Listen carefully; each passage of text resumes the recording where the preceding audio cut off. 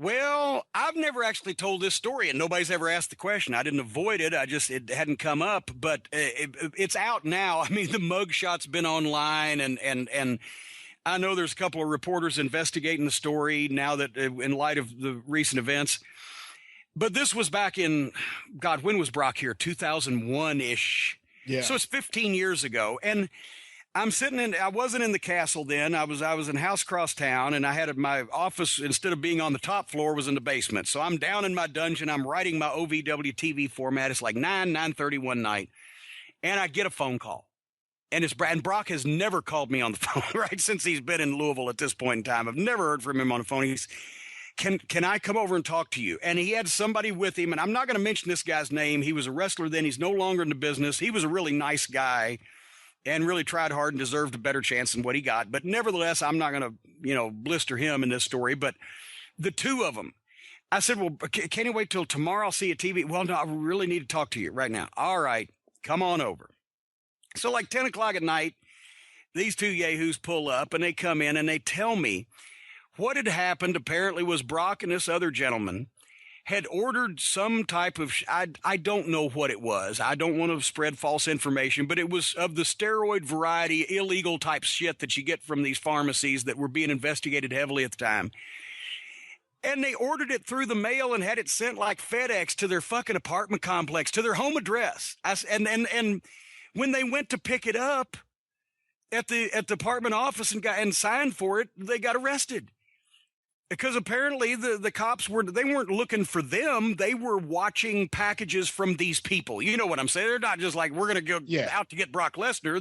Whoever that these people sent packages to, they were looking for. And I was like, let me get this straight. Or for one thing, once again, you need some kind of transplant of personality, not, more muscles. You got enough muscles, for fuck's sake. But you ordered illegal shit and had it FedEx to your home address and then went and signed for it in person.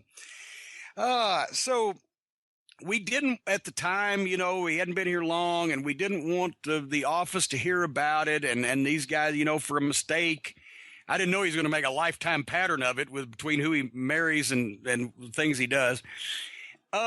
We didn't want the office to hear about it. I called Dean Hill, who was retired as a 25-year veteran of the Louisville Police Department, said, how much trouble are these guys in? And, what can be done? And of course, Dean, it was 10 o'clock at night. He'd had a couple of scotches from he was at the time doing a job where he did a lot of manual labor. He was doing maintenance and construction and things on horse farms, a variety of things. And so he's had a couple of scotches. He's like trying to tell me.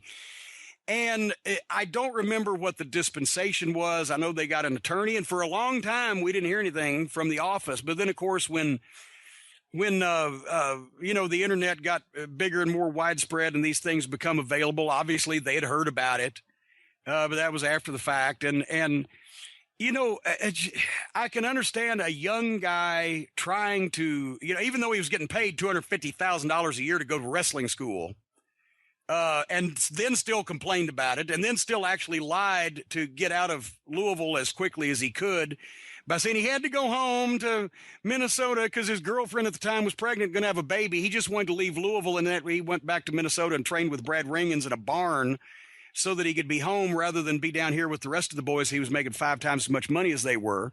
Because did I mention he didn't ever want to be in the business to begin with? And lo and behold,